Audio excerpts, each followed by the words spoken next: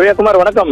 நிச்சயமாக தமிழக வெற்றி கழகத்தின் ஓட்டப்பிடாரம் தொகுதி எம்எல்ஏவும் தமிழக அரசின் சிறு குறு தொழில்துறை அமைச்சரான மதன் ராஜாவின் தந்தை பெருமாள், இவருக்கு 64 வயதாகிறது. சர்க்கரை நோய் குறைபாடு காரணமாக திடீர் உடல் நல குறைவு ஏற்பட்டு தற்போது திருநெல்வேலி அரசு மருத்துவக் கல்லூரி மருத்துவமனையில் சேர்க்கப்பட்டுள்ளார்.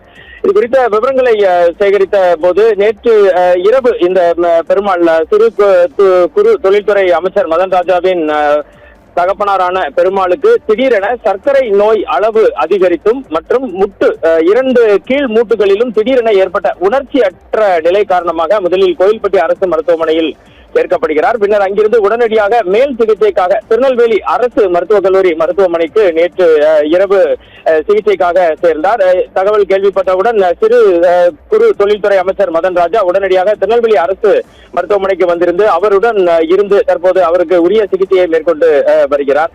தமிழகத்தின் சுகாதாரத்துறை அமைச்சர் அருண்குமார் சில தினங்களுக்கு முன்பாக தமிழக வெற்றி கழக உறுப்பினர்கள் மற்றும் அரசு ஊழியர்கள், அமைச்சர்கள் உள்ளிட்ட தமிழக வெற்றி கழகத்தினர் தங்களது உடல் பரிசோதனை சிகிச்சை மற்றும் தங்களது உறவினர்களுக்கும் சிகிச்சை அரசு மருத்துவமனைகளிலேயே மேற்கொள்வார்கள் என்று தெரிவித்தது குறிப்பிடத்தக்கது. இந்த நிகழ்வு மிகப்பெரிய கவனத்தை ஈர்த்துள்ளது. இது குறித்து திருநெல்வேலி அரசு மருத்துவக் கல்லூரி மருத்துவமனை முதல்வர் டாக்டர் டீன் ரேவதி பாலனிடம் சத்தியம் தொலைக்காட்சி சார்பில் பேசிய போது தற்போது அவர் நல்ல உடல் நிலையுடன் இருப்பதாகவும், இருப்பினும் அவருக்கு தொடர் சிகிச்சைகள் அரசு மருத்துவமனை டாக்டர்கள் குழு மூலம் தொடர் சிகிச்சைகள் தற்போது மேற்கொள்ளப்பட்டு வருவதாகவும் தெரிவித்தார்.